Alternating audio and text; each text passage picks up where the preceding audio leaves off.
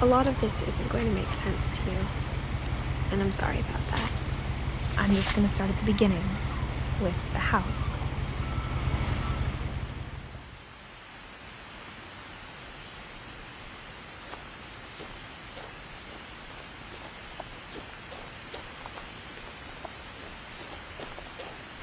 I lived here until I was 11, but I wasn't allowed inside half the rooms.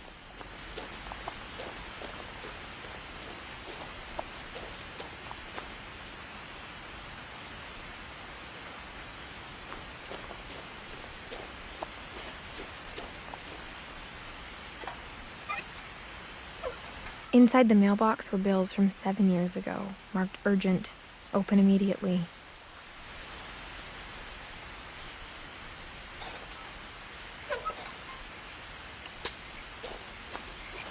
I hadn't been back since my brother Lewis's funeral.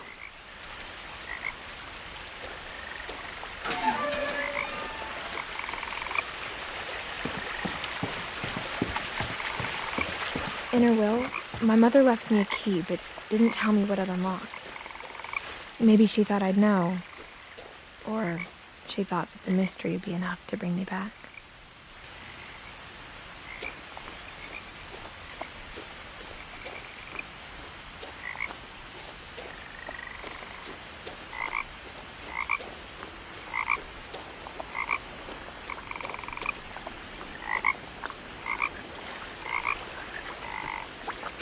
The truth is, even after I inherited the house, I never thought I'd come back to it. But now I had questions about my family that only the house knew the answers to.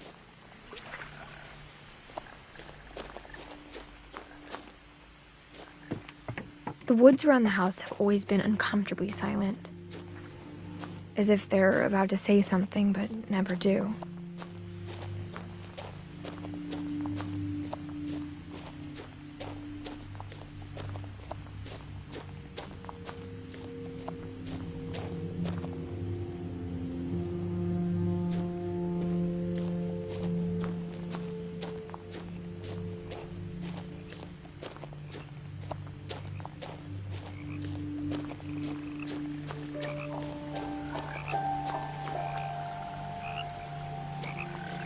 The house was exactly like I remembered it, the way I'd been dreaming about it.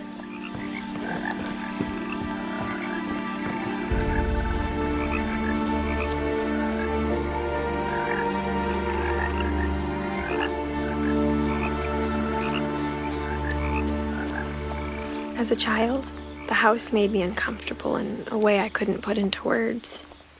Now, as a 17-year-old, I knew exactly what those words were. I was afraid of the house.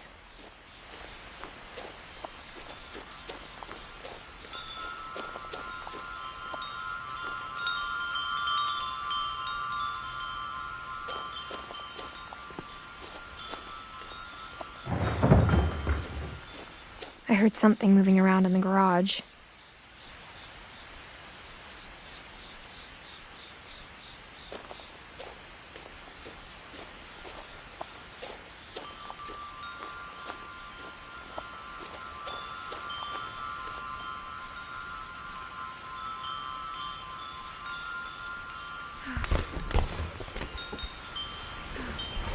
Crawling through the doggy door used to be a lot easier when I was 11.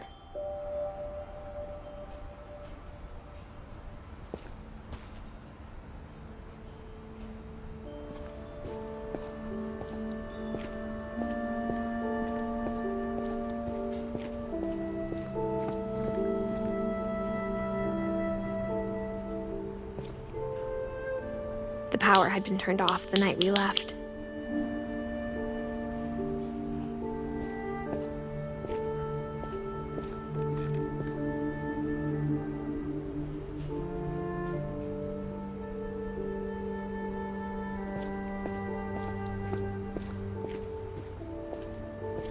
For the first time in years,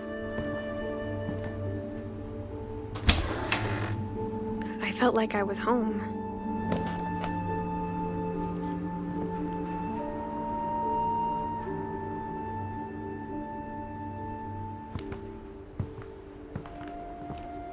But instead of a family, there were just memories of one.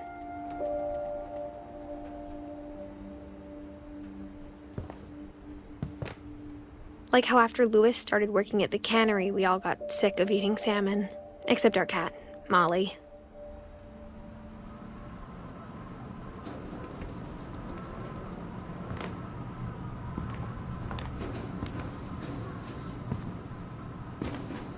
Nothing in the house looked abnormal.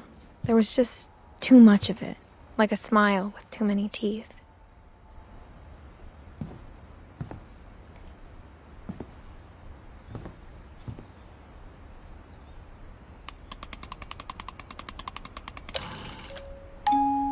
Great-Grandpa Sven built a music box for Barbara, along with the rest of the house.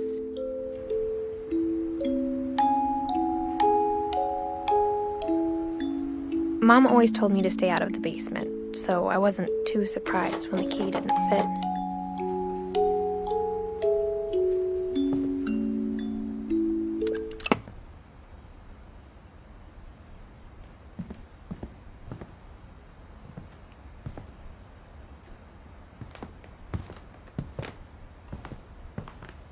Even the fireplace had a story. Edie told me the bricks came from the original house, after it sank.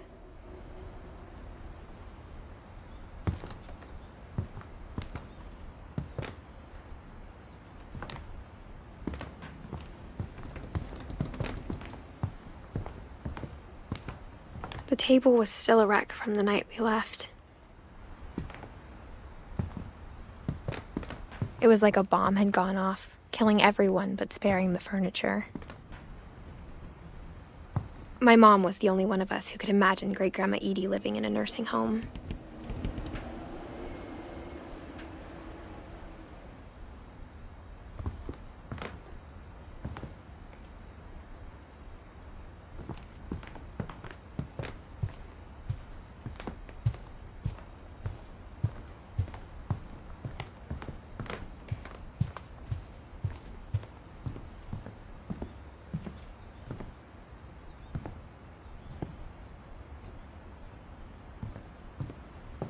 My mom wasn't much of an optimist, but she never stopped believing that my brother Milton was alive.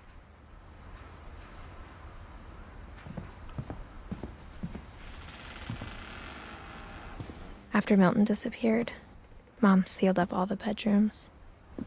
Then Edie retaliated and drilled peepholes.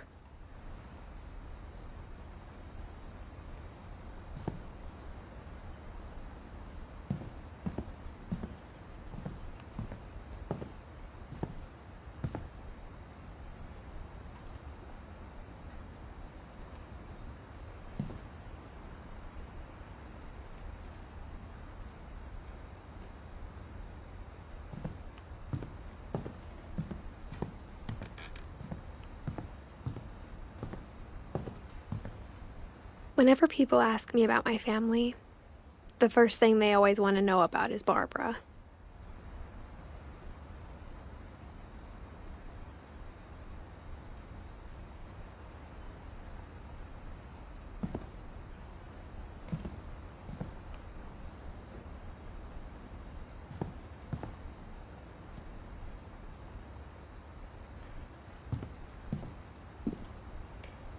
Mom must have locked the third-floor stairs on the night we left.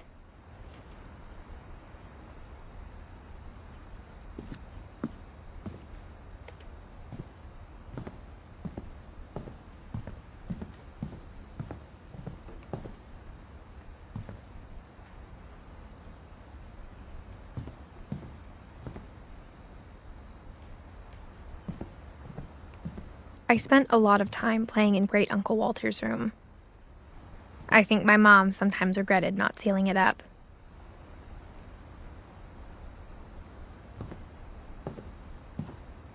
Louis told me there were secret passages, but I never believed him.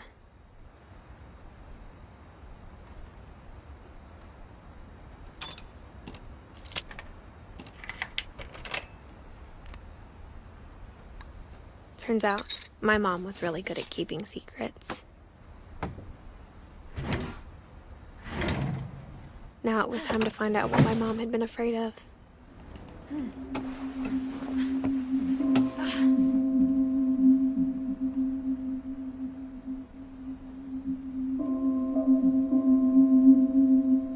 the paintings on the wall, it was clear my brother Milton had been here before me.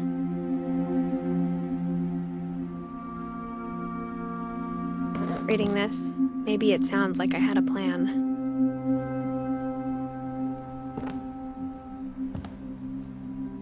But I had no idea what was behind that door.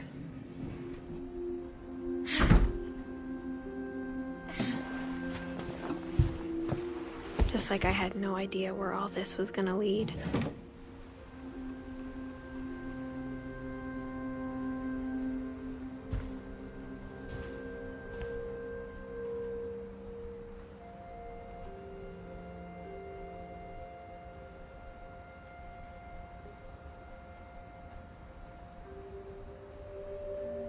I grew up looking at Molly's room through the peephole.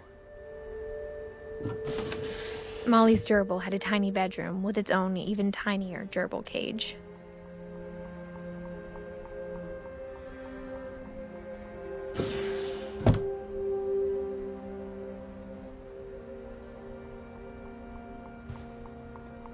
Being inside for the first time, I felt like I'd stepped behind a painting.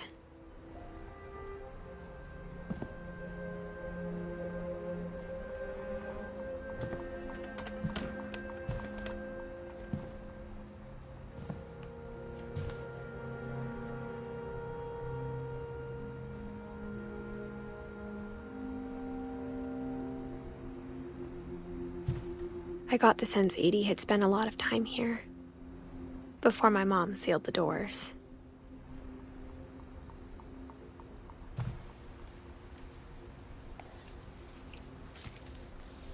December 13th, 1947. Dear Diary, I'll be gone soon, but I wanted to tell somebody about what's gonna happen. It started when Mom sent me to bed without dinner. I woke up and I was starving, so I looked around for something to eat.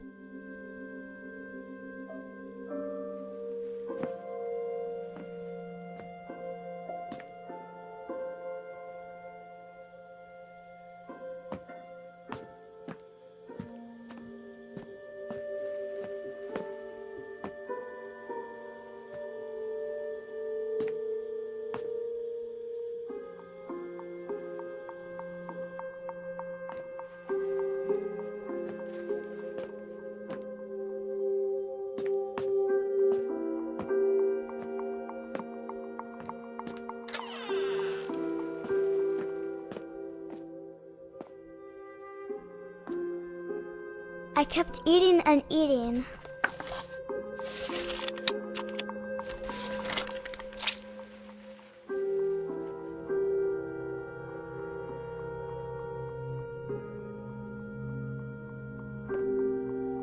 I ate a lot of things that night.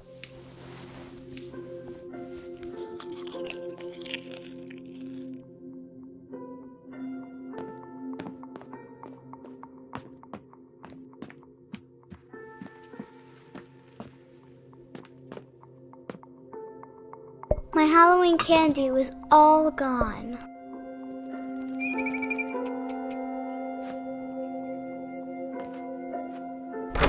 Mom, can I come out now? Sweetheart, it's late. Go to sleep.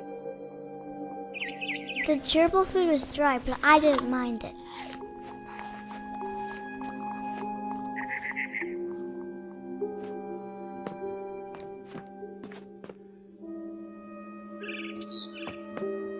Then I heard chirping outside my window. It was a barn swallow going back to her nest. I reached out for her.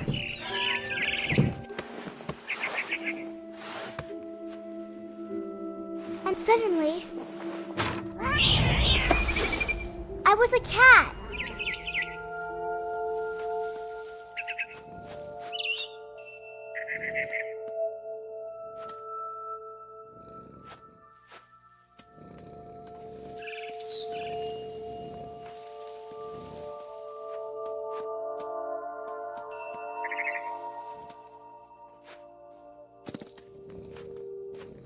I tried to be quiet, but the bird was really scared.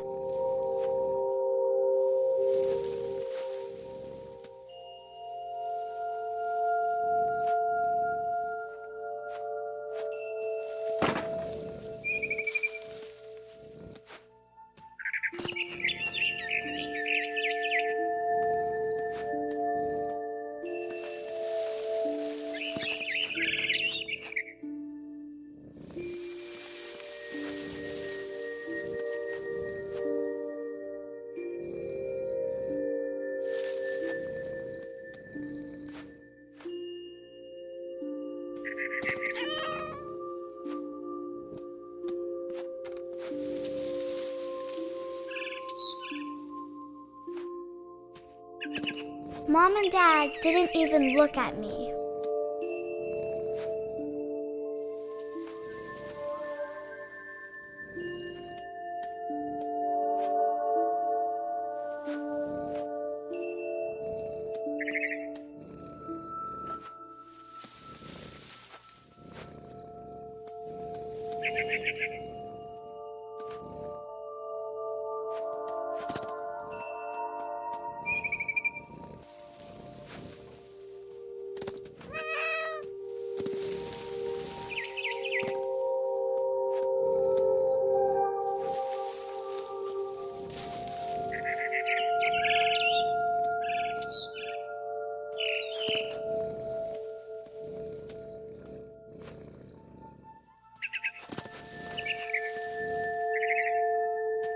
I jumped and I almost got her.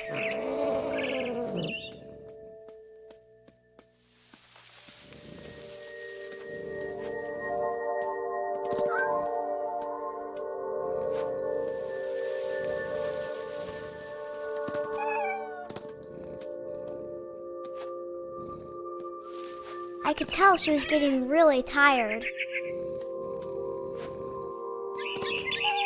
Now I was up in the big tree.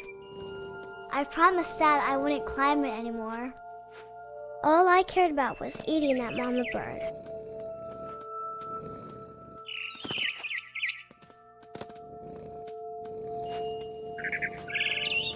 I gobbled her up. And suddenly, I was an owl. First, all I heard was the wind. Then I heard little teeth nibbling in the grass.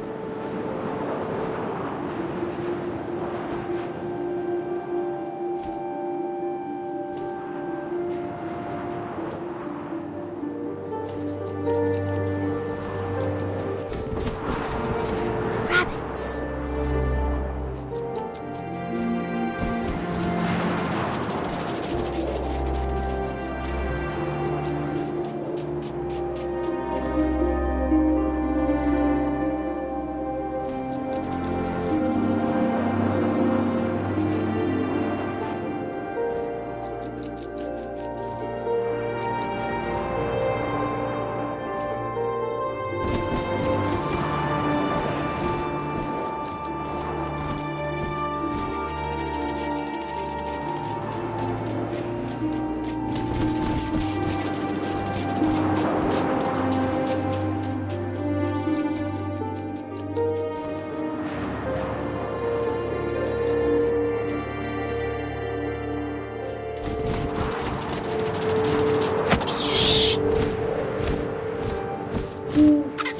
I imagined his face looking up and seeing mine through my talons. I swallowed him up, and I didn't chew one bit. Then I flew off to find something bigger.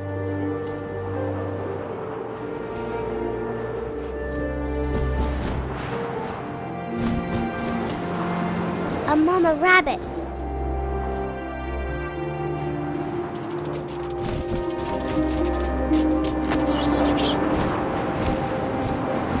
She was almost too big to carry. I started choking, but I couldn't stop eating. And suddenly, I was a shark.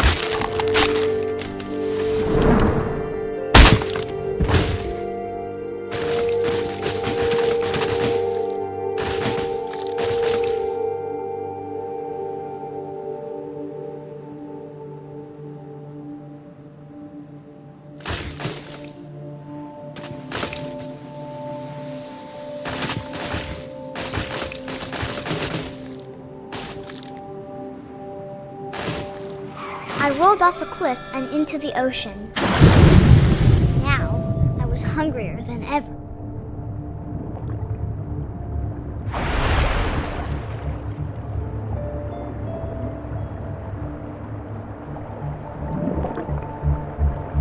I wanted fat, juicy seals.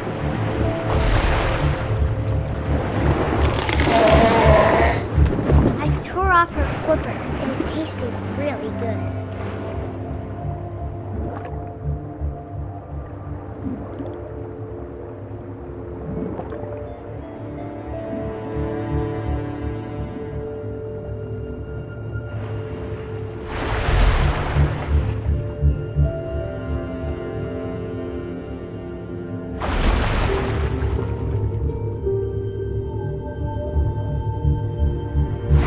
Grabbed on tight.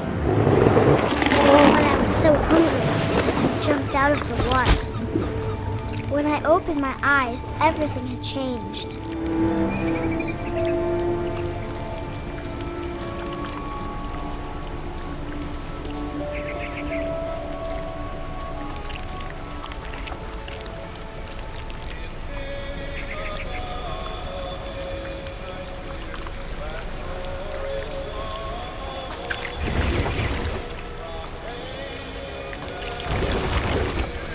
Now I was a monster, and I smelled people everywhere.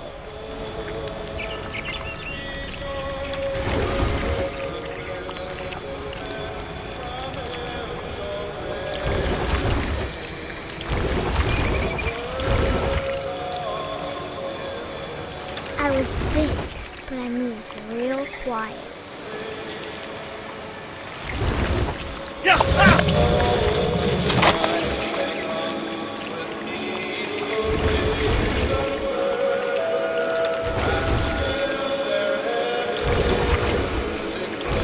I wanted to stop, but also I didn't.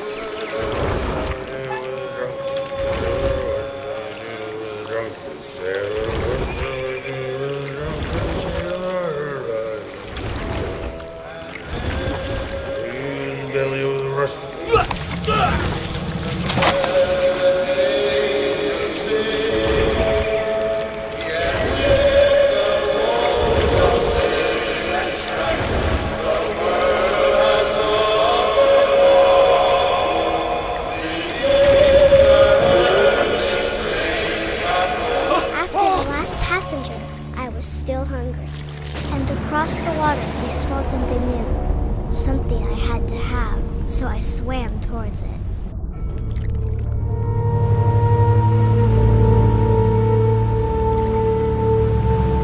I slithered onto the sand, and the good smell went into an old pipe.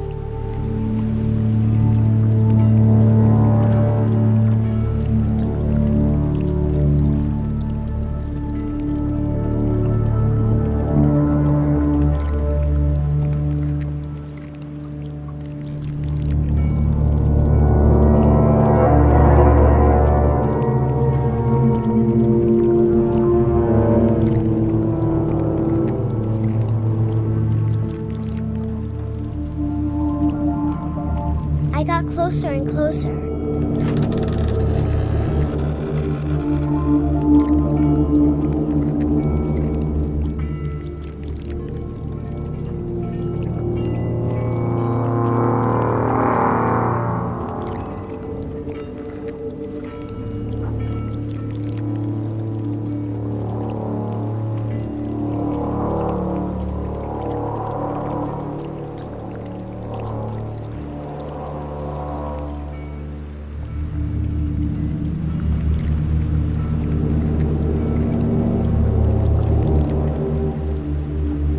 All my stomach started growling.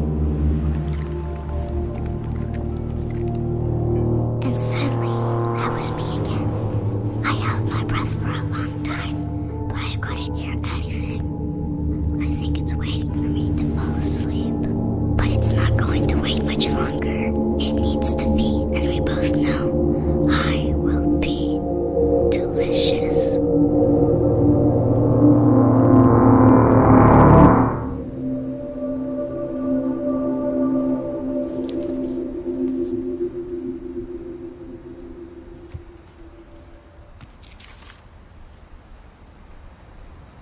not sure if I believed all of that, but I'm sure Edie would have.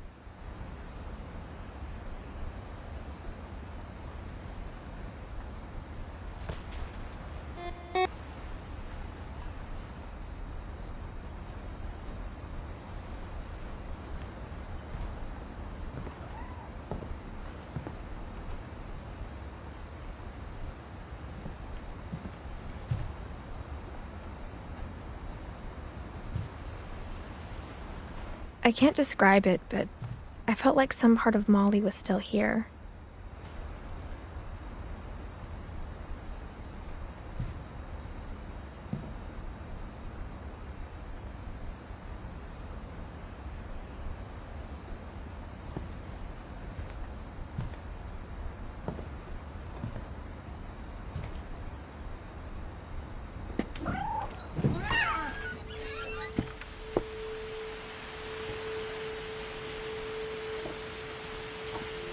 This will be obvious later, but my mom never told me any of these stories.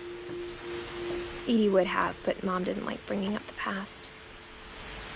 Though, when we adopted a stray kitten, she was the one who named it Molly.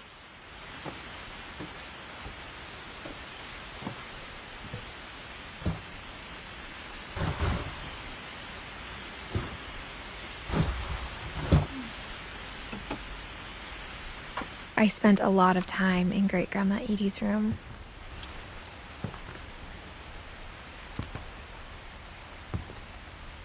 We got along, and it was a good place to hide from my mom. Edie knit me a new pair of gloves every year, just in time to replace the old ones.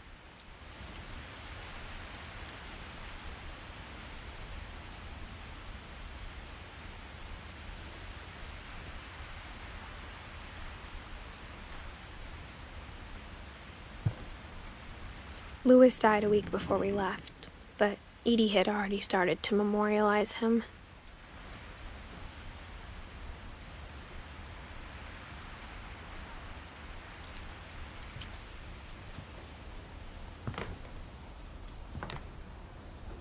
Her room was like a museum.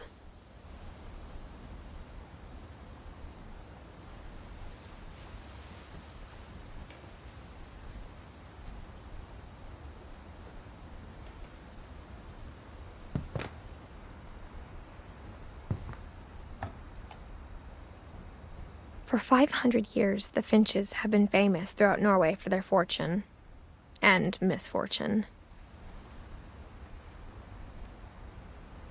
Odin Finch buries the latest victims of the family curse, his wife Ingeborg and their newborn son, Johan. On January 7th, 1937, he set sail with his family and his house, hoping to leave the curse behind. But 40-foot waves off the coast of Washington send the house and Odin to the bottom of the sea. Odin's daughter Edie, with husband Sven and baby Molly, step ashore on their new home, Orcas Island. Odin Finch is the first to be buried in the new family cemetery. His daughter Edie is already dreaming of a new Finch house.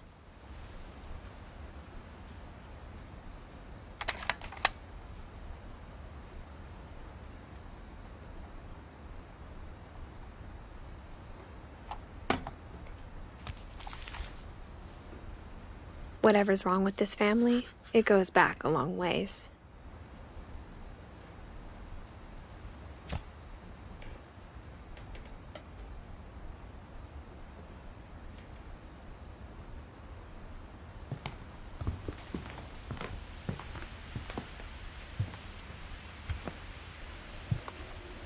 When Edie told people Sven was killed by a dragon, she could also have said he was building a dragon-shaped slide that collapsed. She could have, but she didn't.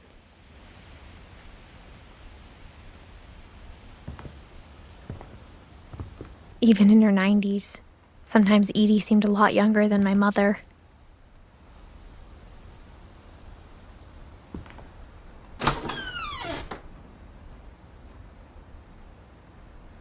The only trace Grandpa Sam's first wife, Kay, left on the house was the pink bathroom.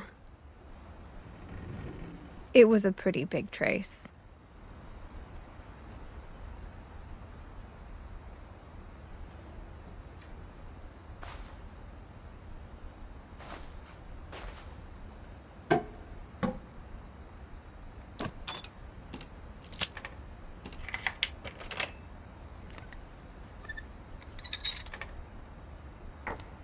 There's a secret in this bathroom. It's in the last place you would look. It isn't in the cupboard. It's hidden in this book.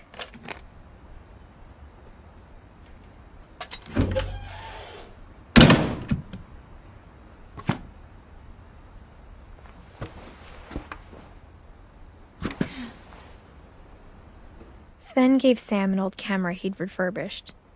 He never put it down.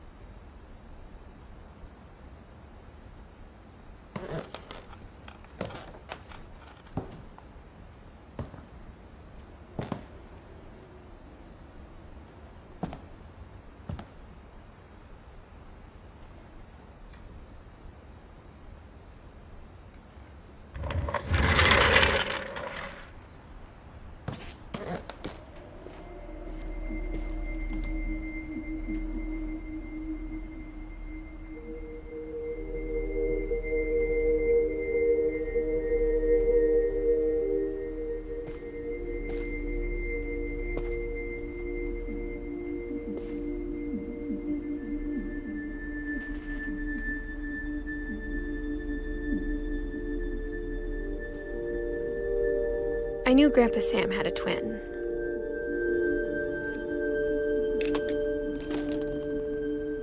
And that he never talked about him.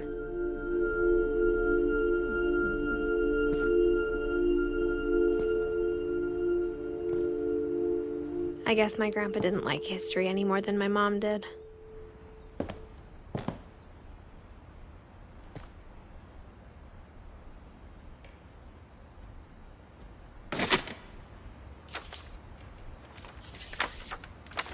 How I Want to Remember My Brother by Sam Finch. The thing I remember is that when he made up his mind, that was it. My brother said he'd die before he ate another mushroom, and he did. At Barbara's funeral, we swore we'd never be afraid again, and he wasn't. I think Calvin always wanted to fly. Sam! Calvin! Dinner's ready! Coming!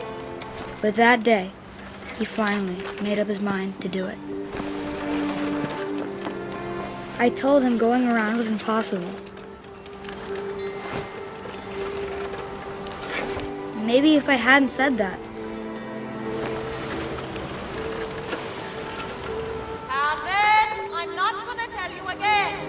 maybe if the wind hadn't picked up, then maybe he'd still be here. But I doubt it. I think he'd already made up his mind.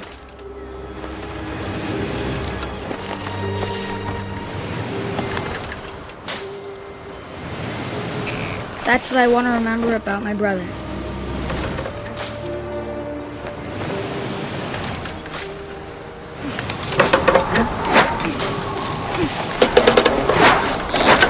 The day he made up his mind to fly.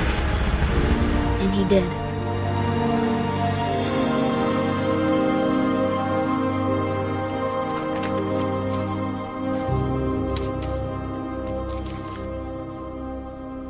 Calvin's story felt strangely familiar. When I was younger, I remember trying to do the exact same thing.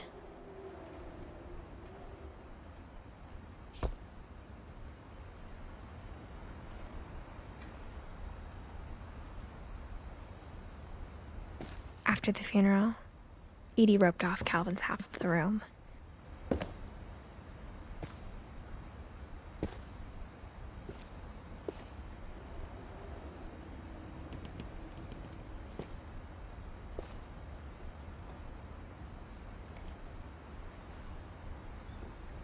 Mom said Grandpa Sam enlisted at 18 and never set foot in the room again.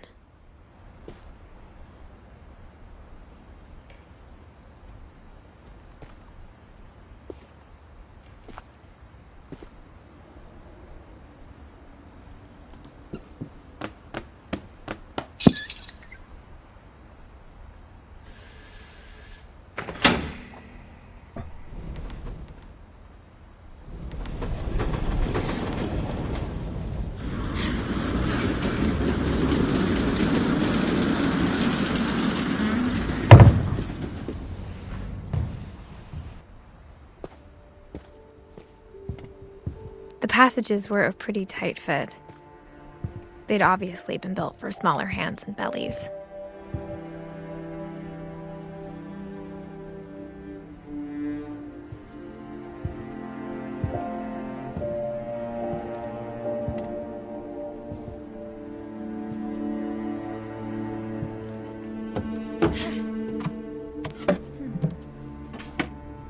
Growing up, I always thought of Barbara as a child star.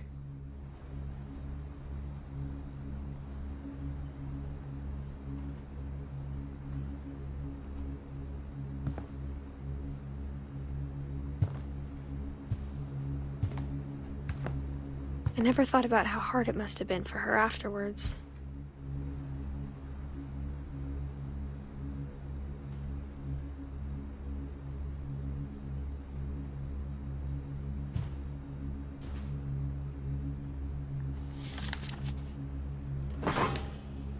Of all the stories people wrote about Barbara's death, I'm surprised Edie saved this one.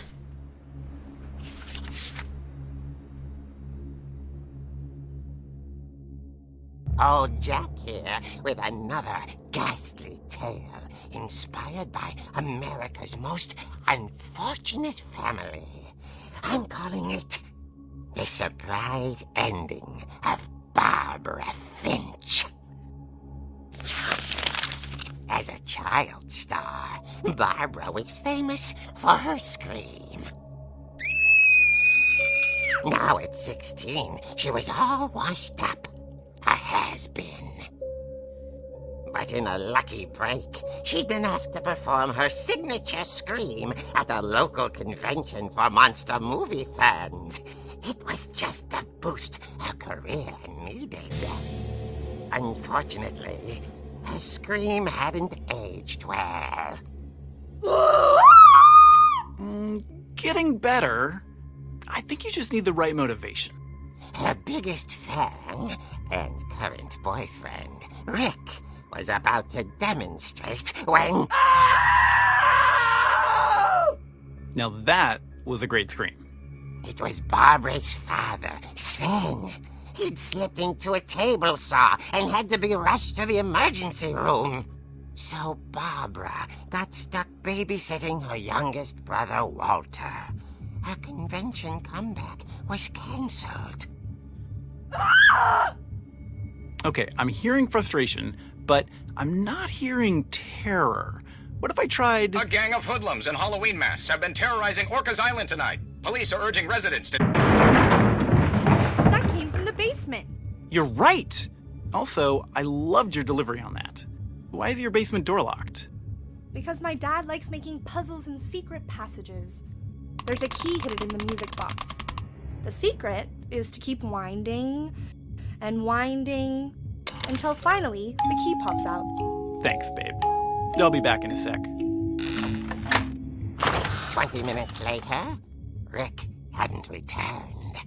So Barbara went to look for him, right on cue. She reached for the music box.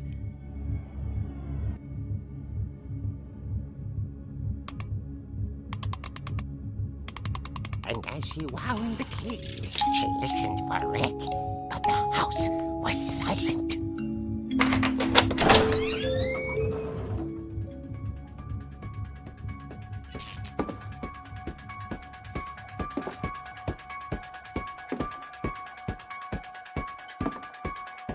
found Rick's crutch and imagined the worst.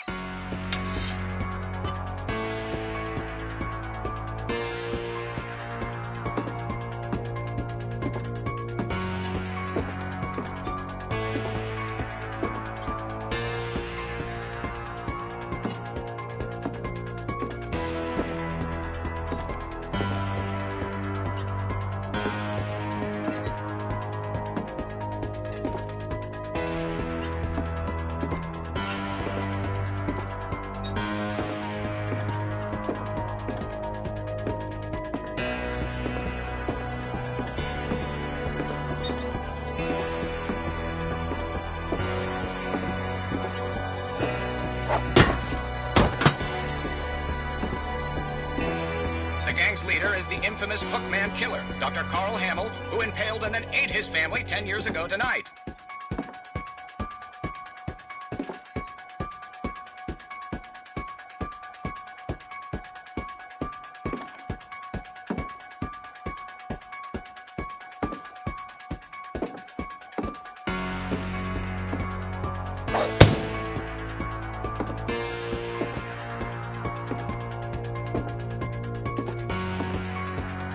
The old fridge rattled and grew still.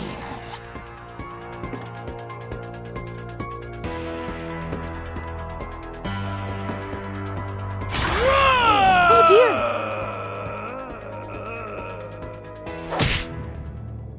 Oh! Rick? Barb, relax. I was just trying to scare you to help you find your scream. Well, I'm not scared, Rick. I'm furious. Then act furious. All I'm getting from you now is that you're hurt and confused and She threw him out, but she kept a little something to remember him by. Barb, have you seen my other crutch? And she was still holding it when she fell asleep watching the late picture show. Hours later... Barbara! Walter, what's going on up there? Ah! Okay, I'm coming up, but if this is a trick, you're dead, Walter.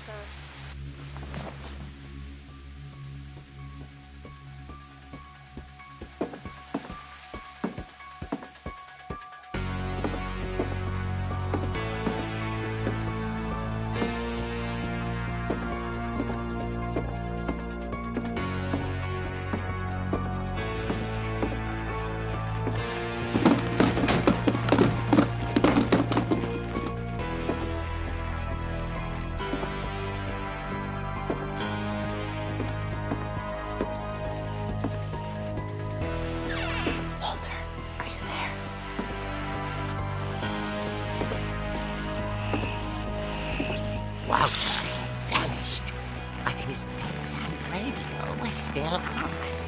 Orcas Island police describe the man as 6 feet tall, with a steel hook for a hand. Residents are urged to lock all doors and windows and notify the police of any suspicious activity. Barbara turned, saw the hook man, and was speechless. He was quite smashing.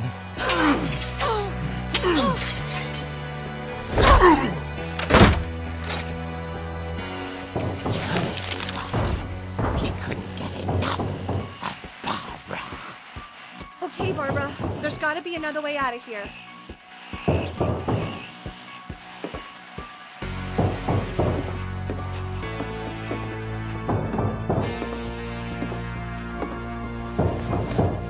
That night, she played her part beautifully.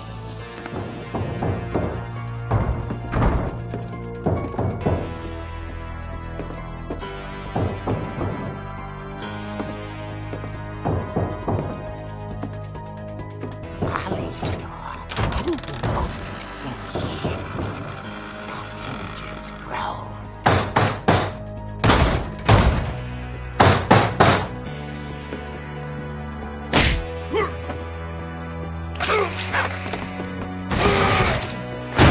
He wasn't moving, but she sensed the story might not be over yet.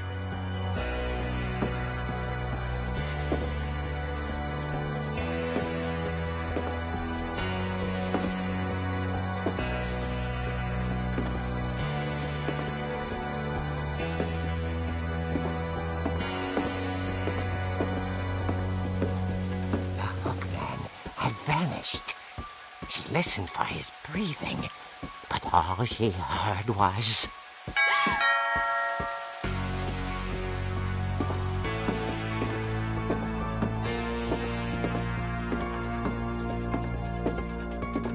At the door, she heard whispering. It was coming from inside the house.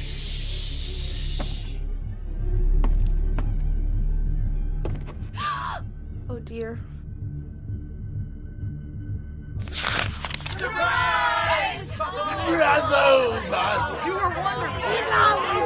monsters had come to surprise her. For Barbara, it was a dream come true.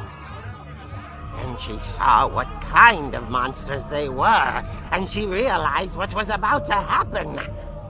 She was going to be famous. And with her final breath, Barbara Finch gave the performance of her life.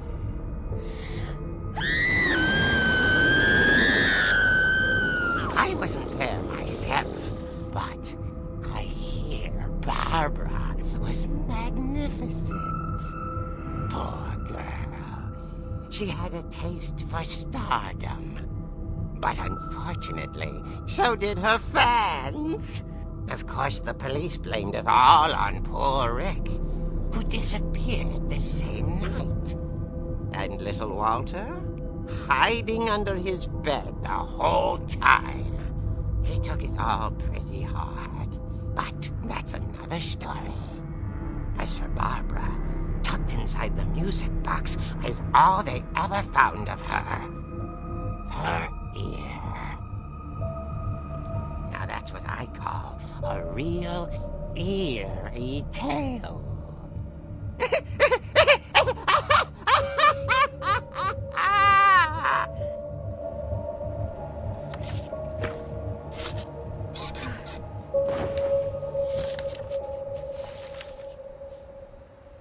Edie told me all Barbara wanted was to be remembered, as absurd as that comic was. Maybe what Edie saw was a happy ending.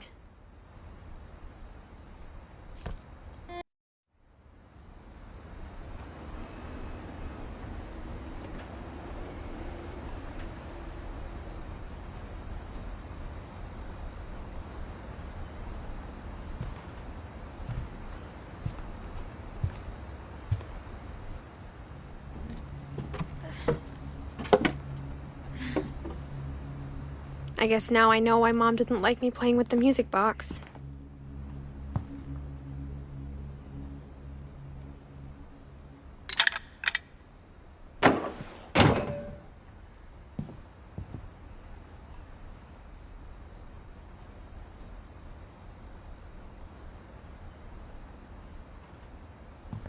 Edie's father, Odin, built the original house.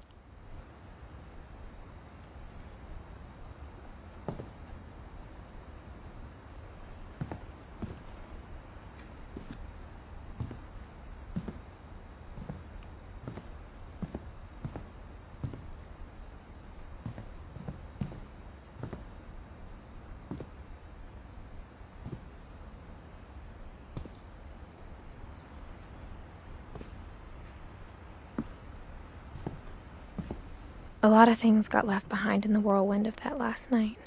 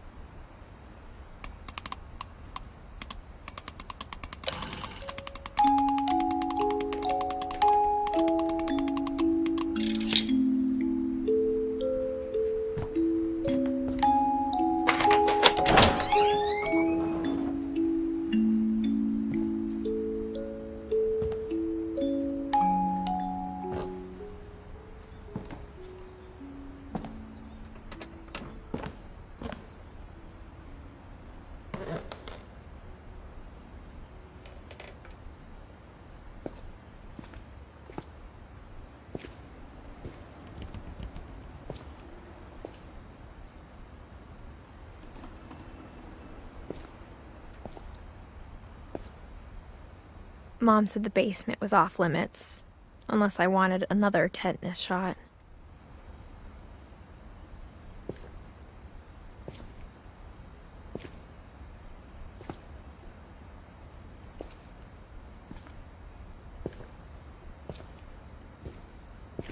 I saw Edie sneak down to the basement once, carrying packages.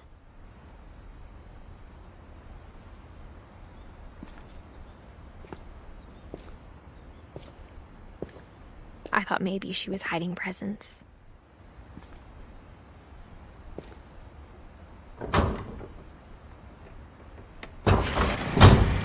It turned out she was hiding a lot more than that.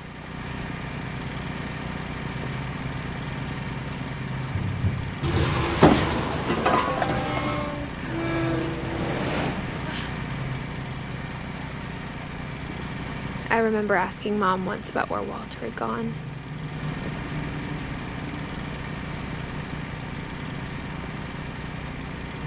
She said after Barbara died, he got as far away as he could.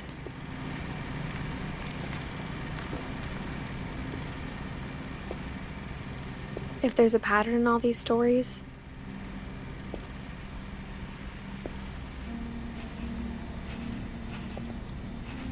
I think it's that none of us has gotten very far.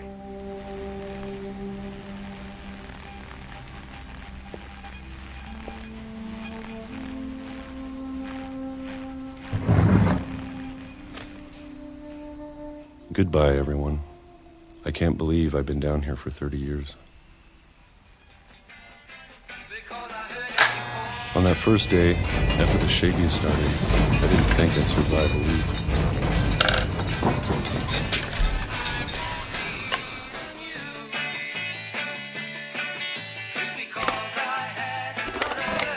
But after a few days, I settled into a routine. That's what kept me sane. Having a schedule, living for today. I always expected to be dead tomorrow. But if you wait long enough, you get used to anything.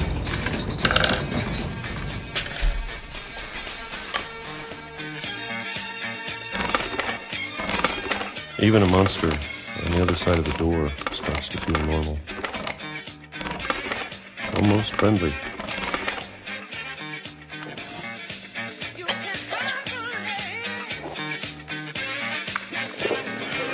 And then one day, everything just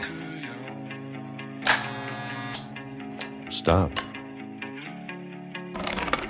Whatever that thing was, it was gone. Maybe it got tired of waiting. Or maybe I just got tired of being afraid.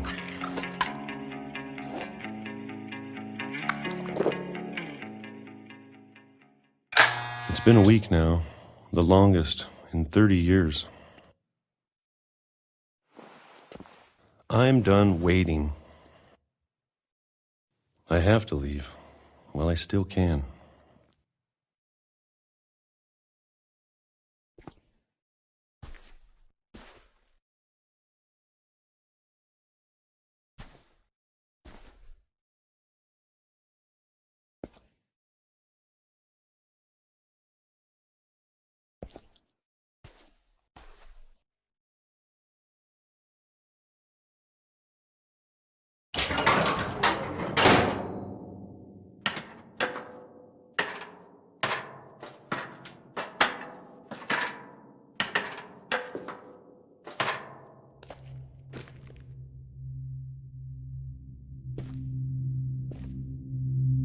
I know it's out there, somewhere.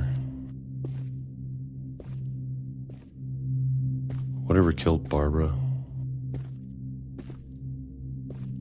and Molly and Calvin. Maybe this is all a mistake.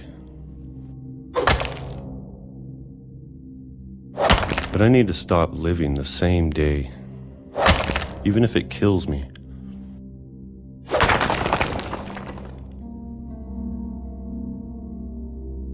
Whatever's out there, I want you to know I'm ready for it. I'm going to appreciate all of it, especially the food.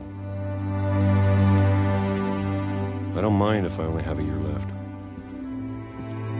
or a month, or a single week. I'd be happy with one new day. I can already imagine the sun on my face.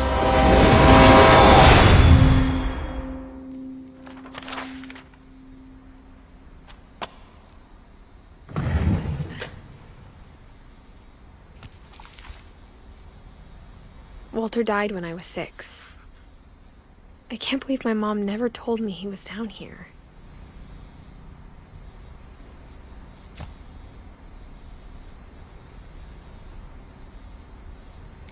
I'm sure my mom was trying to protect me.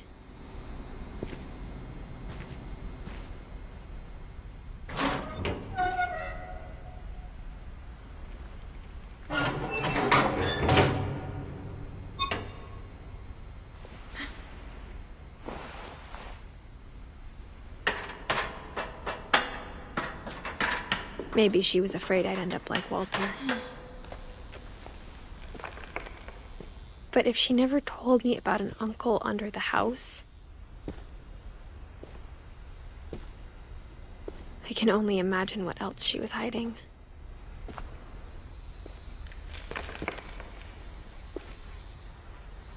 I don't want to make the same mistakes she made.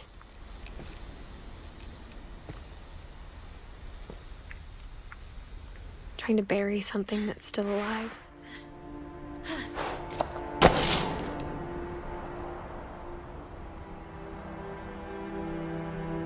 Now that there's only one of us left, or maybe 2, I thought it was time I heard the stories for myself and found out what happened to everyone else. But now I'm worried the stories themselves might be the problem. Maybe we believed so much in a family curse, we made it real.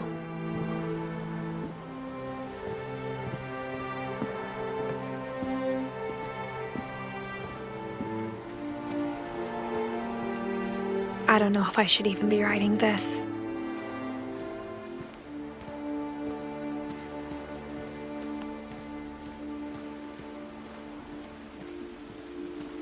Maybe it'd be better if all this just died with me.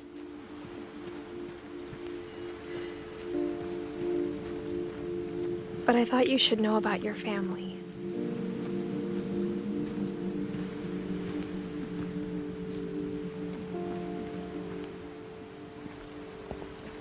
And the history you're a part of.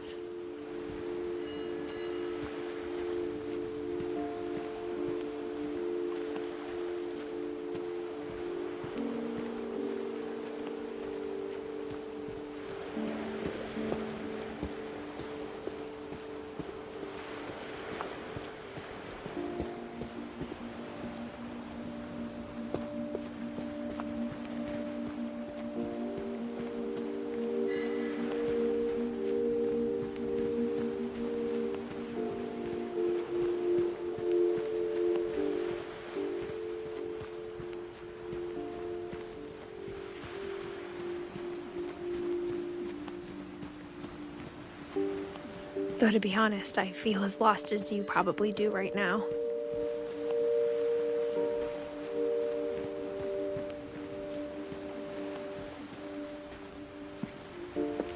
I think the people in these stories believed them, for what that's worth.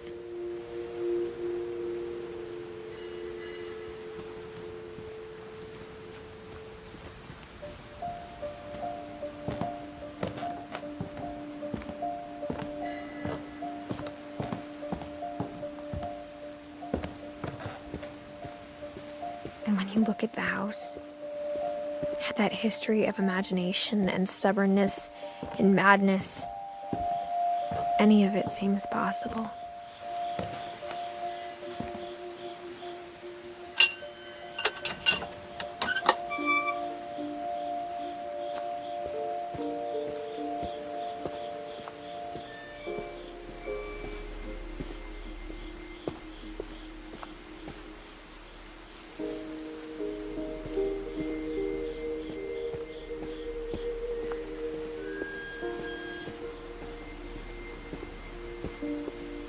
think we've been surrounded by death for so long, we've just gotten used to it.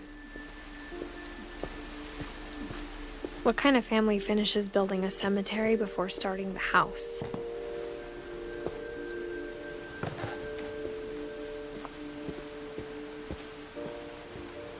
It's embarrassing for me to admit this, but the pet cemetery made me more uncomfortable than the human one. 3 of the gerbils were mine, and 2 had been my fault.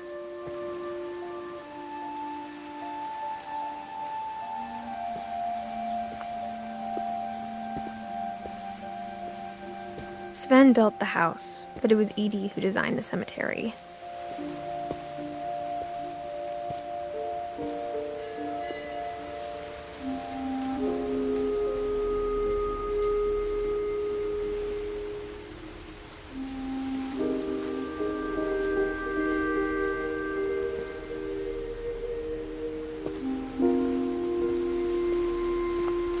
I'm sure Odin's monument had been Edie's idea. My mom was always trying to move on, but for Edie, the past never went away.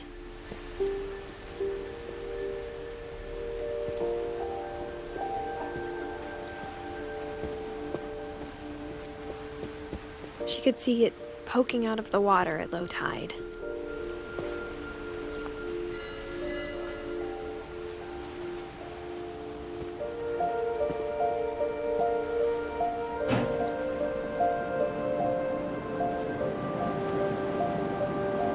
Edie said she dreamed about the old house every night.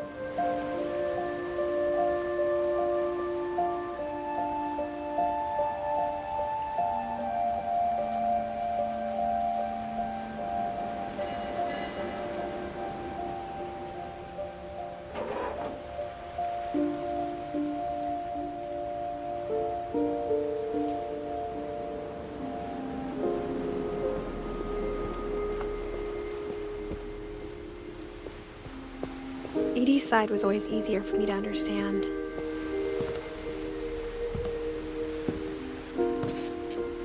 But the older I get, the more I can see where my mom was coming from. Her dad had been pretty strict, but it wasn't enough to save her brothers. She was just trying to do better.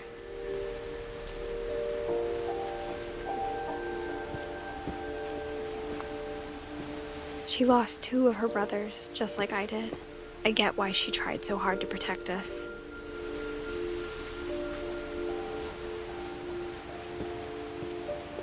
We never found Milton's body, so my mom insisted we were putting up a monument, not a tombstone.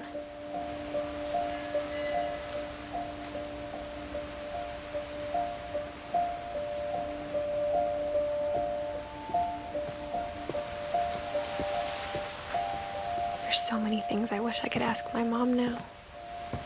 Part of me thinks this is what she wanted all along.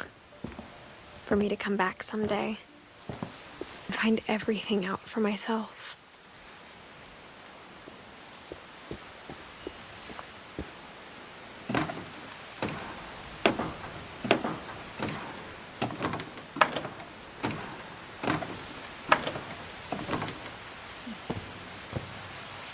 But looking back on it now,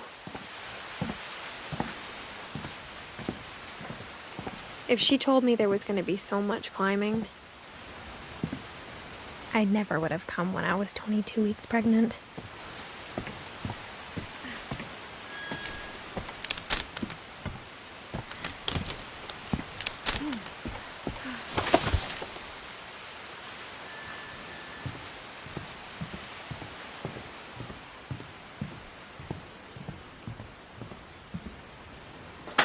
I never met Grandpa Sam, but I think he and my mom had a lot in common.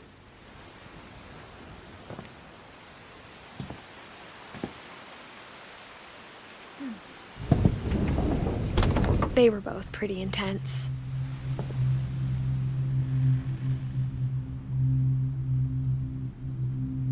Sam spent his life shooting photos, but Mom said he got nervous being in front of the camera.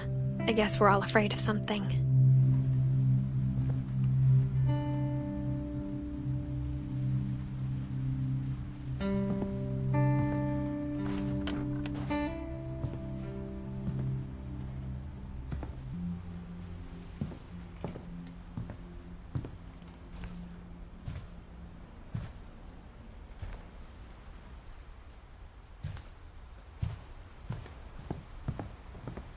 Instead of hiding from death, Sam seemed to go out of his way to meet it.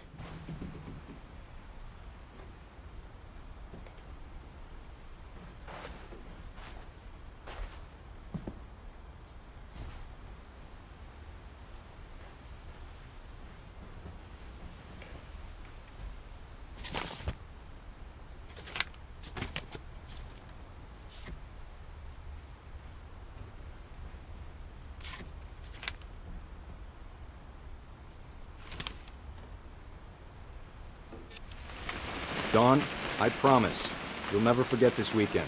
Yes, sir. These memories are gonna last a lifetime. What? Am I gonna have to shoot anything? It's a honey. Perfect. It's gonna rain the whole weekend, isn't it?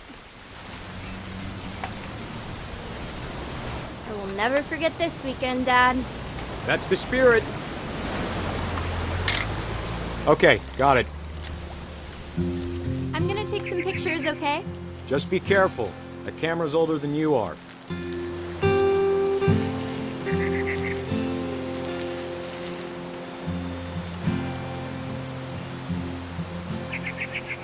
You're right, Dad. It's starting to clear up. Still freezing, though. Definitely should not have drunk all that coffee. Hey! That's a keeper. Nothing quite like being outside. I'm just saying, I'm not always gonna be here, Dawn. You'll need to remember this stuff, if you want to survive. I'll be fine, Dad. You know who else thought he was gonna be fine? Some guy who died. Dawn, I'm being serious. I know, Dad. You're always serious. Doesn't being out here make you want to chill out? Well, to tell you the truth, I haven't been out here in 20 years. Dawn, don't you think you could find something more interesting to photograph? Last time I was with my brother Calvin. Man, that was a great trip. Your grandpa Sven taught us how to fish, how to build a fire.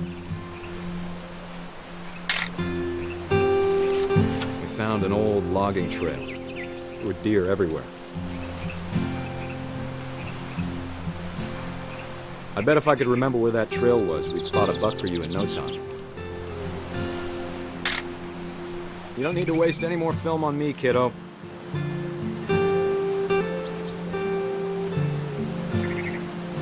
Give me a minute to check the map.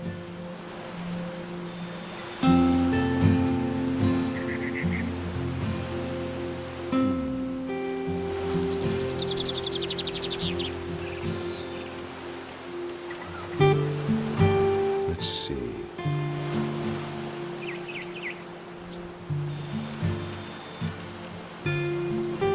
Maybe.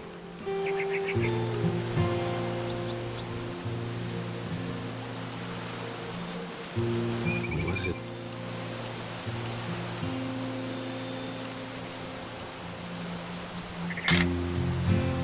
Could have been.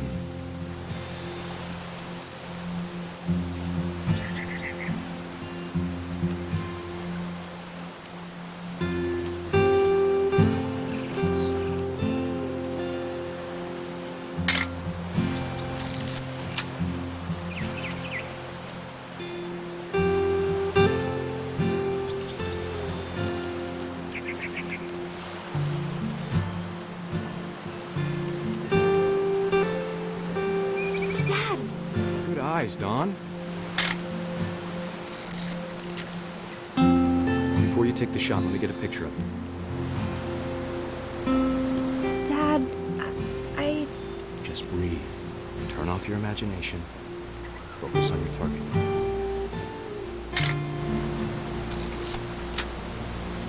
Let me get behind you. Do I have to do this? Dawn, you don't have to do anything.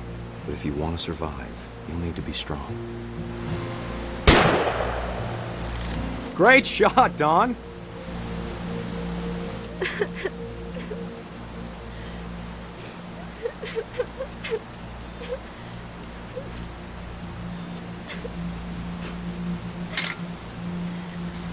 I'm proud of you, Dawn. Always remember that, okay?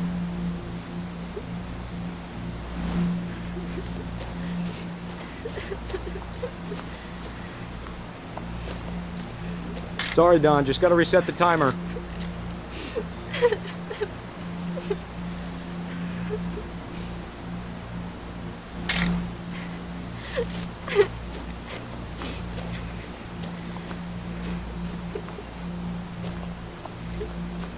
Dad, it's twitching. I think That's it's totally normal, Don. Just focus on the camera. Try not to think about— Dad!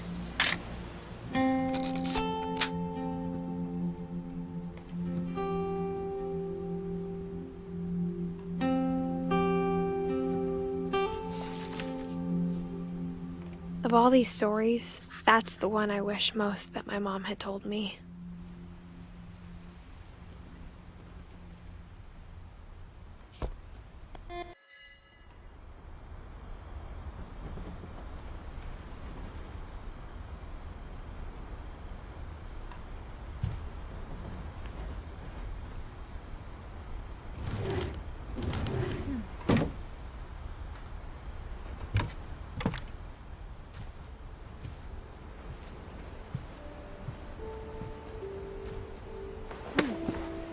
After Sam died, my mom and Edie got really close. They'd both lost a lot.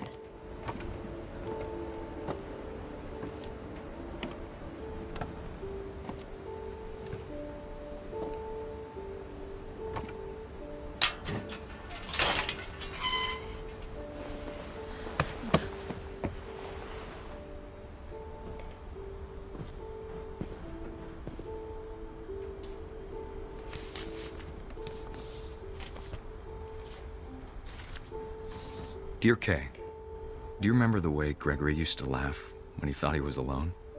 Like something funny was happening, but only he could see it.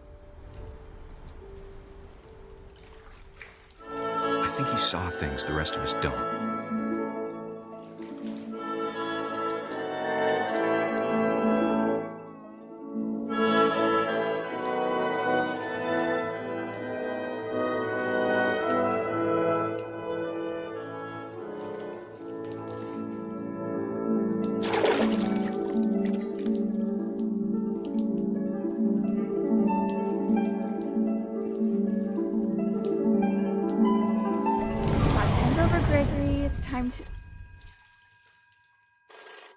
Hold on, sweetie. Hello? Sam, I told you I don't want to talk right now. I wonder what he saw.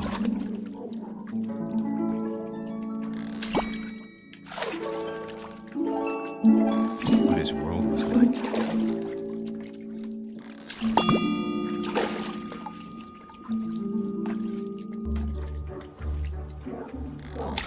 He reminded me so much of Calvin. Lost in his imagination.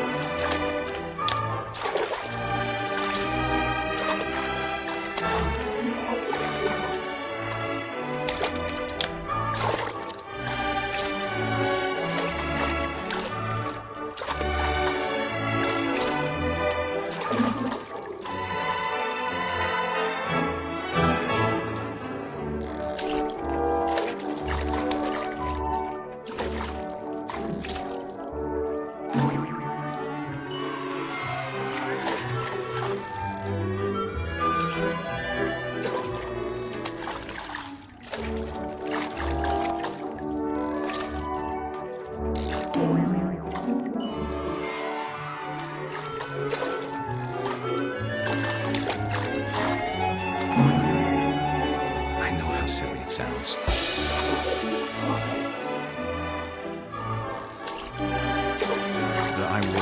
baby being too happy. But I could feel him slipping away. Sorry about that, Gregory. I know you did everything you could. Maybe if I hadn't called that night. Damn it. I wish you could have told us about the world he saw.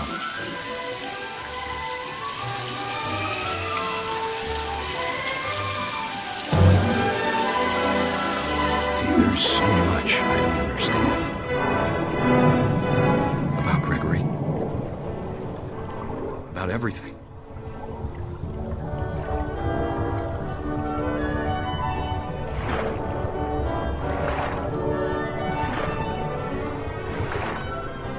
But I know what happened wasn't your fault.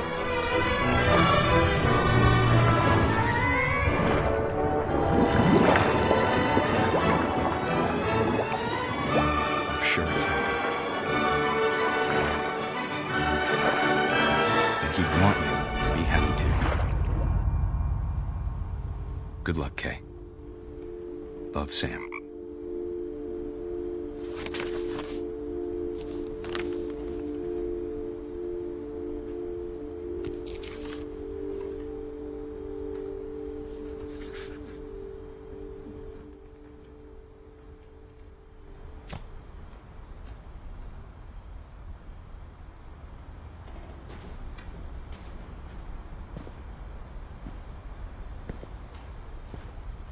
I can't imagine my mom ever writing poetry, and yet...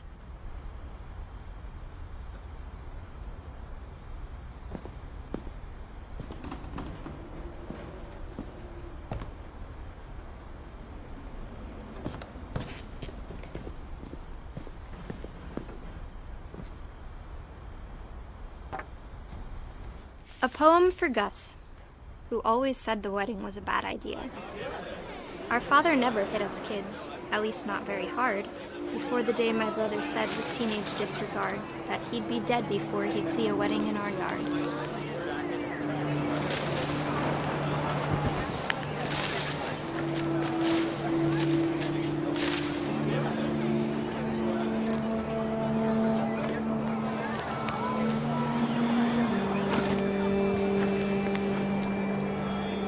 My father made him come, of course, but Gus stood far apart, just flew his kite and bottled up the storm inside his heart.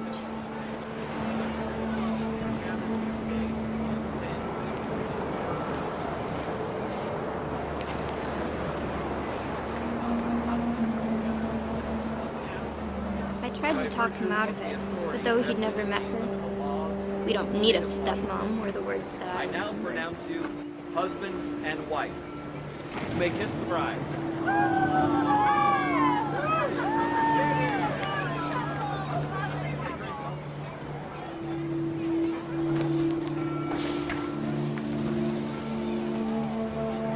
When the time for photos came, Dad ordered him to come here. But Gus declined, and as a sign held up his middle finger.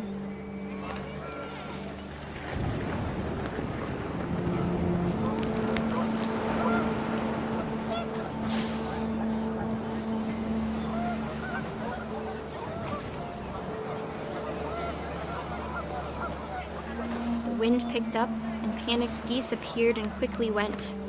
But all the humans did that day was go inside the tent.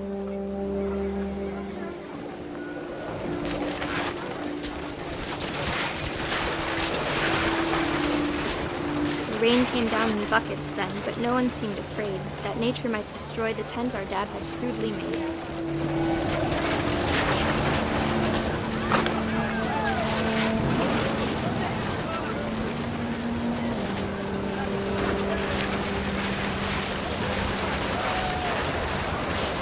The thunder sounded much too close and full of angry power. But all my father said to this was, "Make the music louder."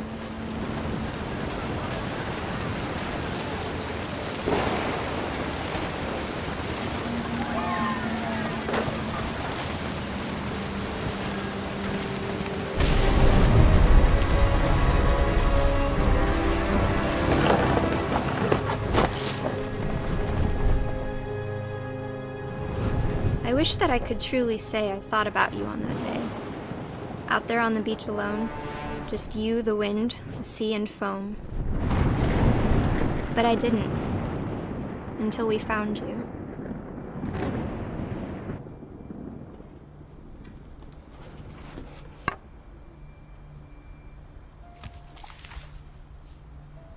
She never talked about him, but Mom told me once if I was a boy, they were going to name me Gus.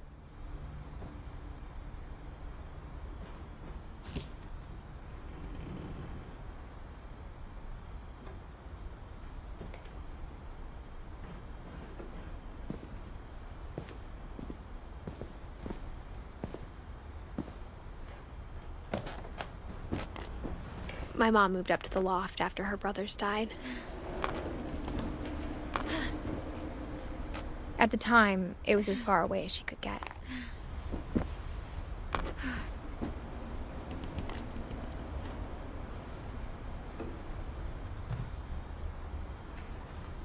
Religion was another thing my mom never talked about, but I think it helped her a lot after her dad died.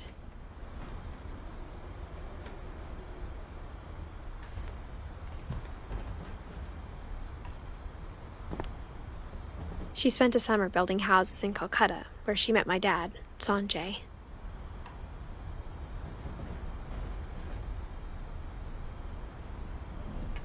My mom moved to India a week after graduation and got a job teaching English. Louis was born a year later.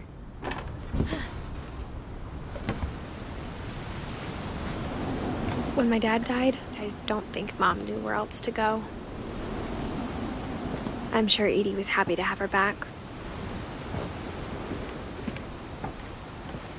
The house had to get a little bigger, but Edie was used to that.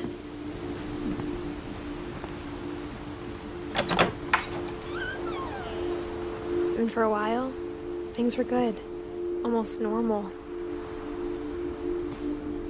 But it didn't last.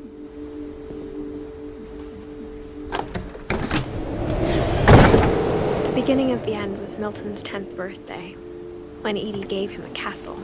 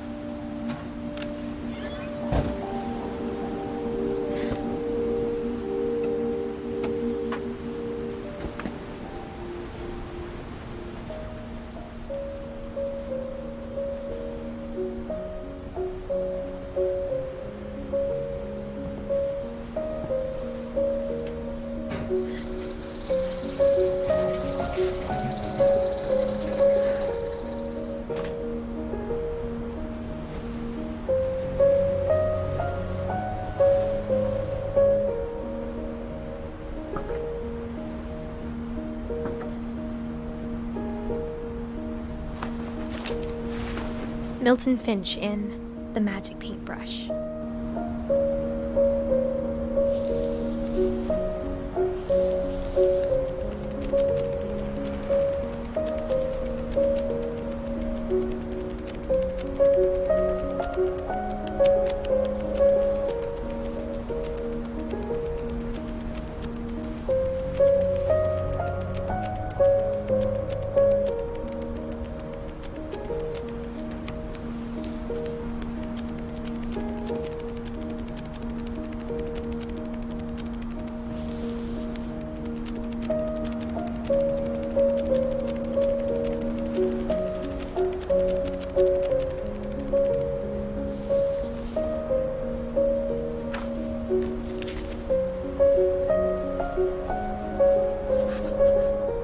I was 4 when Milton disappeared.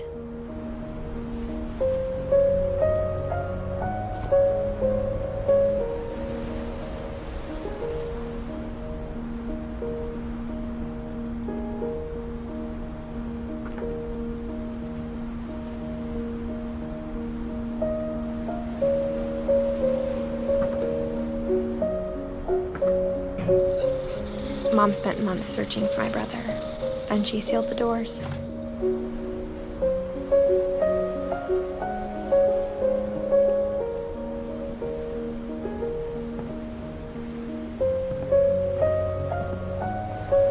Whatever Milton had found in the house, Mom didn't want it getting out.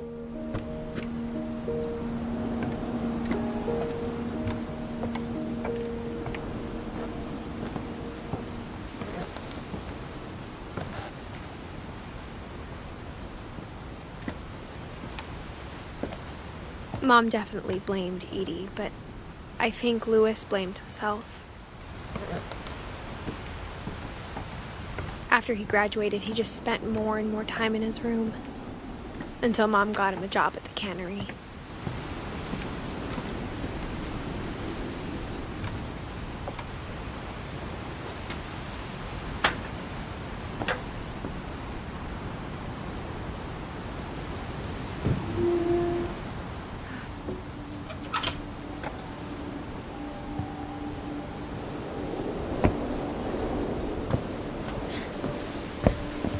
Louis's room smelled very, very familiar.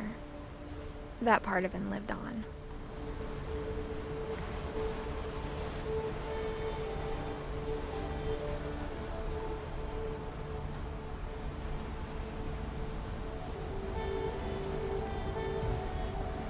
Louis and I spent a lot of time playing games together, but he was surprisingly bad at them. He died a lot.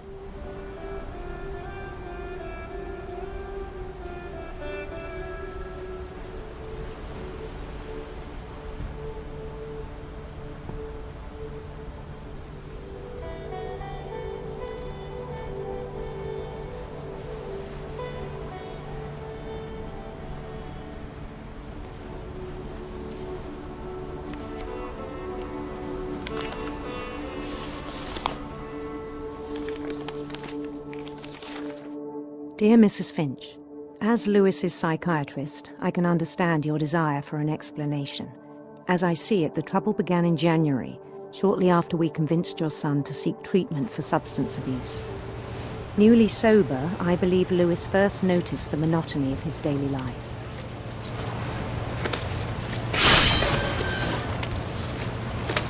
He kept working at the cannery, but he withdrew part of himself.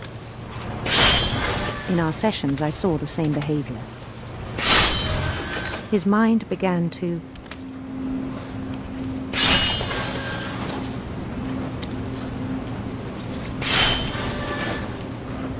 wander. I asked him to describe it. He said he started small, imagining a labyrinth. He'd feel his way about.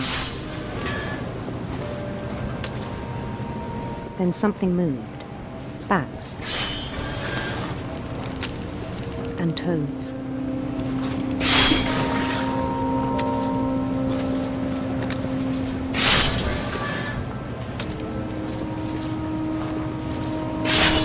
And things that have not names. He knew it was all in his head.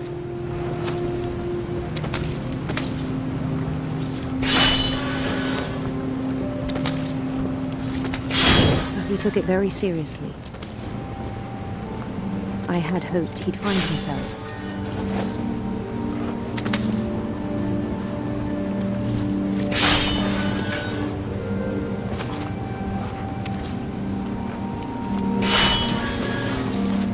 But he found something more.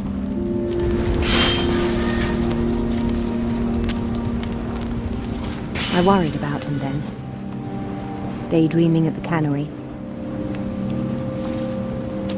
I spoke with his boss. But he said Louis had become a model employee. Methodical, tireless, focused. Like a whole new Louis. So I let him go on.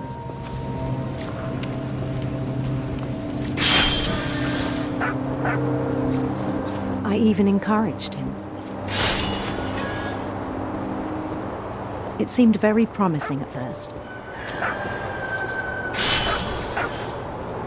He told me he'd made a new friend.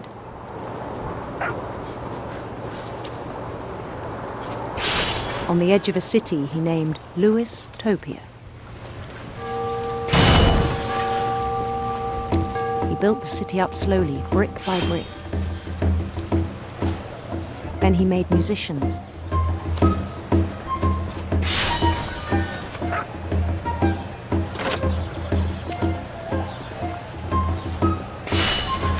And songs for them to play.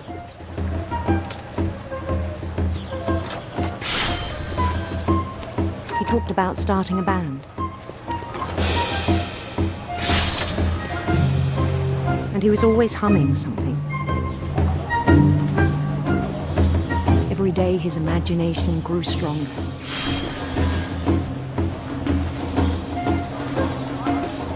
He no longer spoke at the cannery. But his chopping was as reliable as ever. Then one day it struck him that all the cheering crowds, even the stones under his feet, were all in his imagination, so he could do whatever he wished.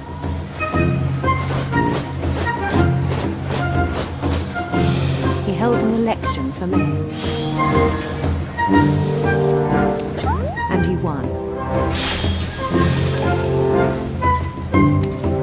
They begged him to stay, but his mind was already wandering. It became a game for him.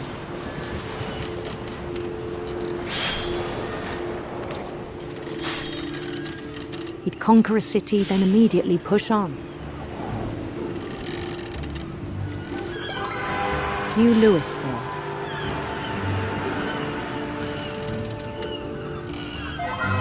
St. Louis.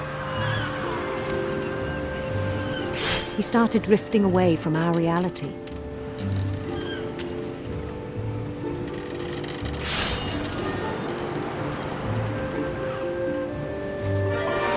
Minneapolis, until one day he forgot to go home from the cannery. Even as his mother pleaded with him, part of Louis kept sailing on.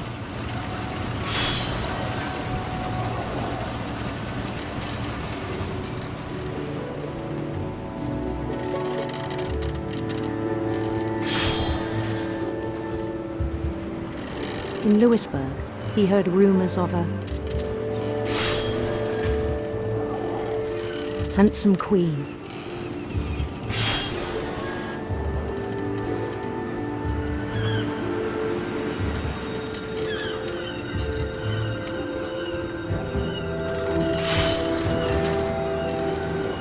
The queen was on her own quest for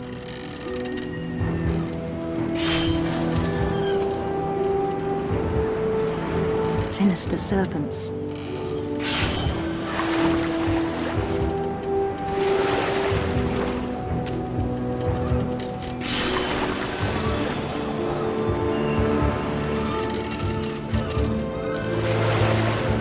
He followed the sound of her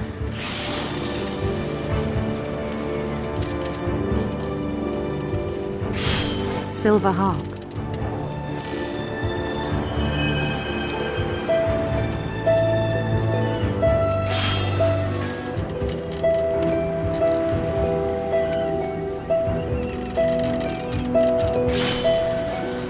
His chase led him to a golden palace east of the sun and west of the moon.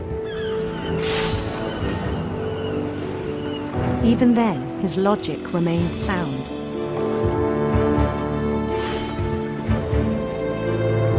He knew the world was all in his imagination.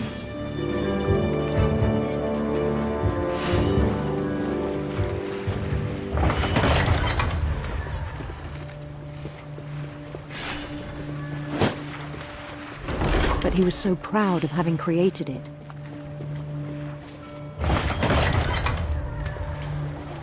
In his own eyes, he'd become something greater than a king.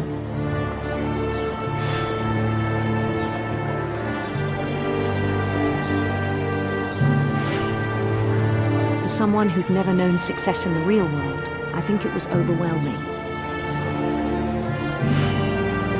And then it struck him that the real Louis was not the one chopping salmon, but the one climbing the steps of a golden palace.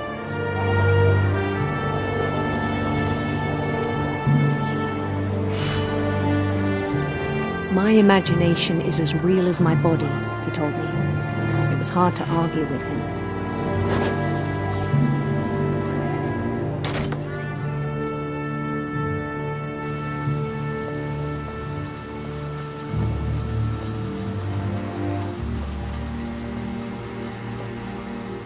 He began to forget the world we know.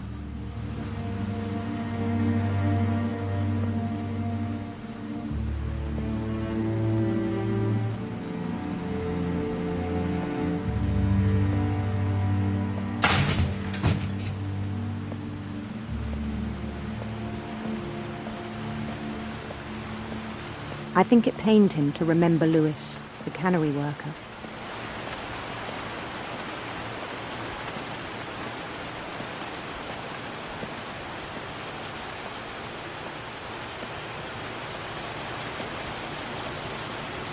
He began to despise the man with a royal contempt.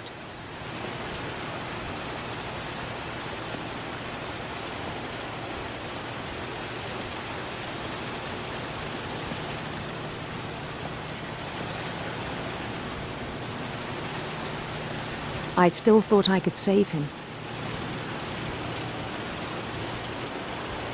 Even after he said he was being crowned king over all the lands of wonder.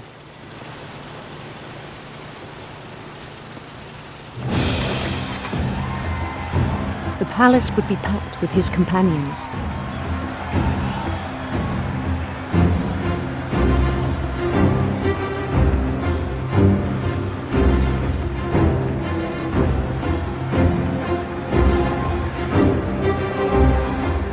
Including the wise Calico who insisted on advising me.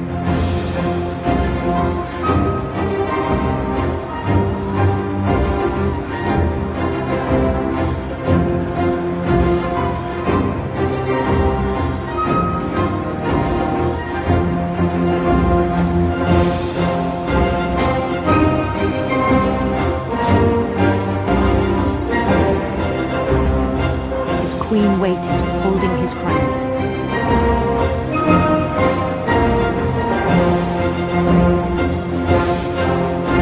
There was only one thing left to do.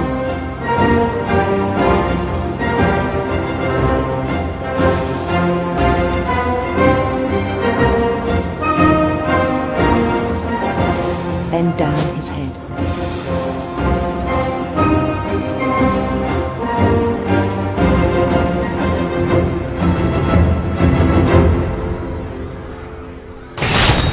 And the rest I think you know. Mrs. Finch, your son was a kind man who will be missed by all of us who knew him.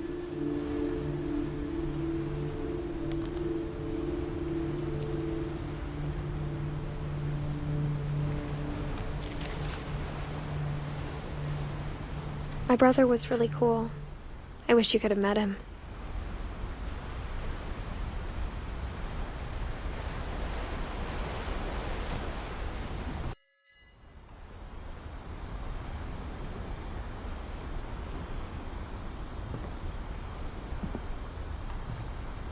He was so proud of being Indian. I think for him, it was a way to be something other than just a Finch.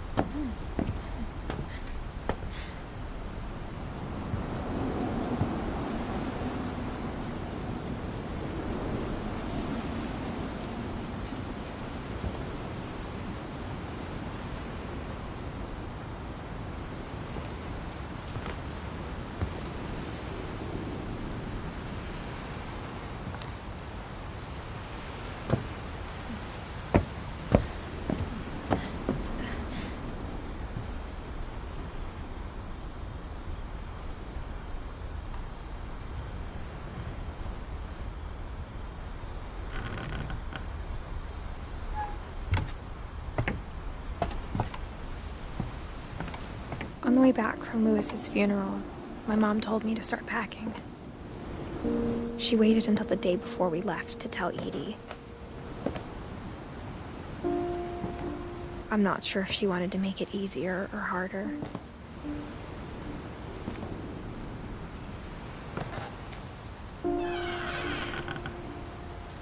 wish we'd stayed.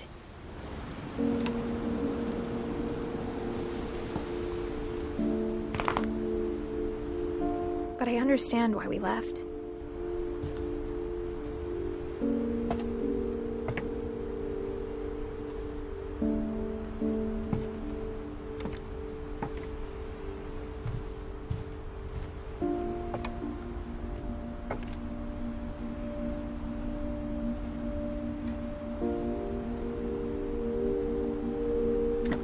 What happened that night had been coming for a long time.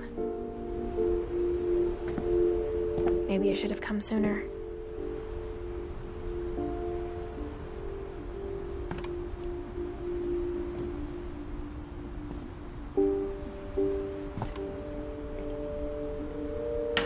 But it had to end one way or another. All that's left now is to tell you about that last night.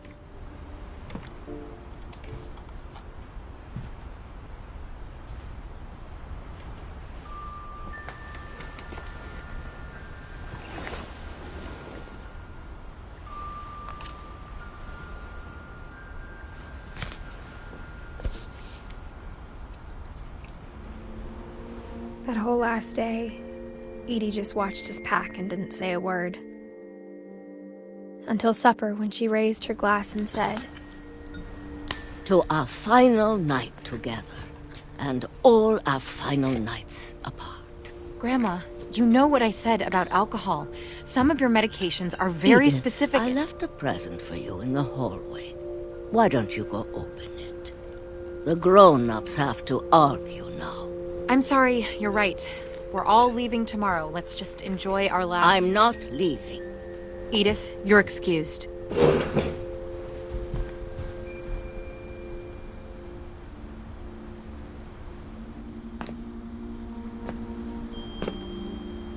The power had been shut off that morning, but Edie always had plenty of candles. When my mom sealed the library, I don't think she knew about the other entrance. Or that Edie had a key to it.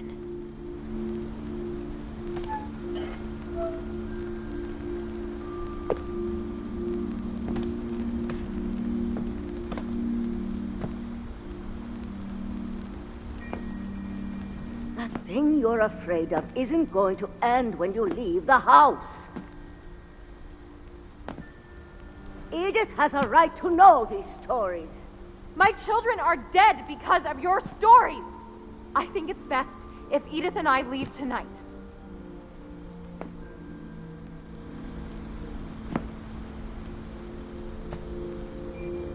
We'll have the nursing home send a van for you in the morning, okay?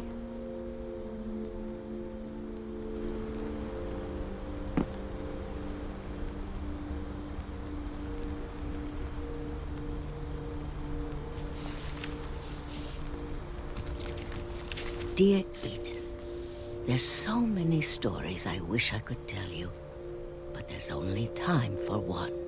This is about what happened on the night you were born. That night, the tide went way, way out. It was the first and last time I ever saw the old house aground. There'd been an earthquake out in the middle of the ocean. They called it the lowest tide in 1,000 years. God, it smelled awful. You know, I've seen that house every day of my life.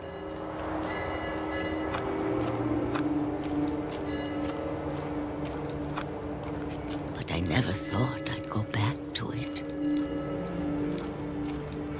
When the fog rolled in, I lost my way.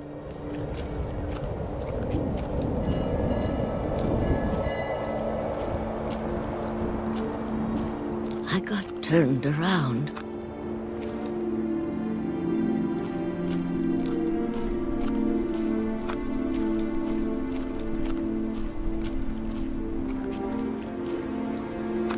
I started seeing things.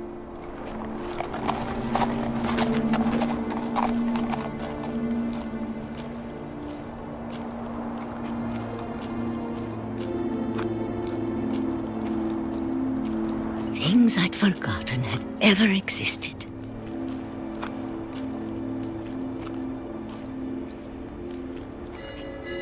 But when I saw them, they felt like old friends. That night, a lot of things came back to me.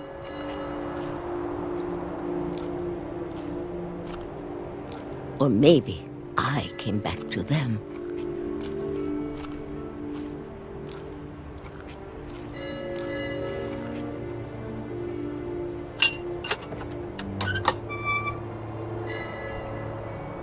Things I can't explain, but that I need you to try and... Edith, what are you doing in here? It's mine. Edith! Mom, you're gonna rip it! Let go! I kicked and screamed, but Mom dragged me to the car.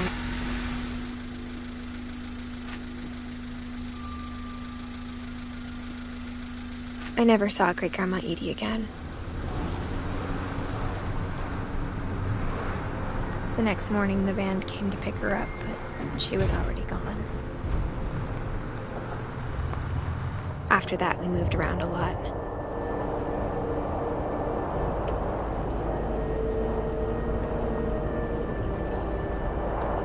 We both tried to make the best of it.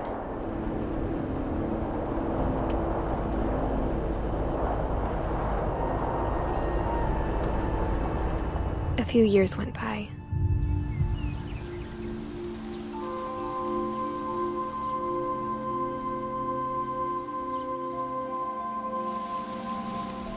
My mom didn't like to talk about it, but she started getting sick a lot.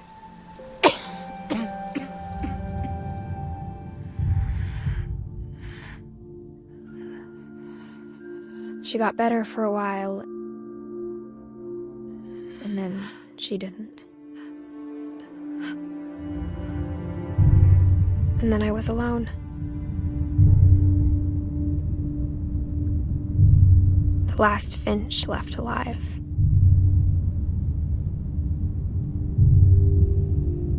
Until I found out about you.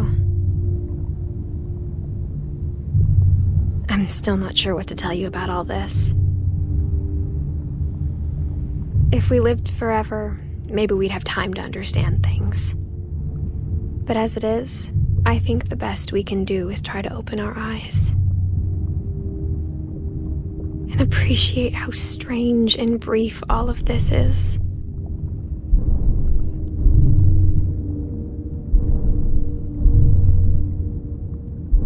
This journal was supposed to be for you. But now I hope you'll never see it. I just want to meet you and tell you all these stories myself. But I guess if you're reading this now, things didn't work out that way.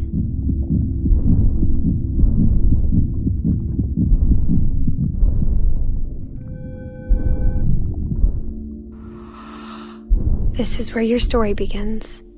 I'm sorry I won't be there to see it. It's a lot to ask, but I don't want you to be sad that I'm gone.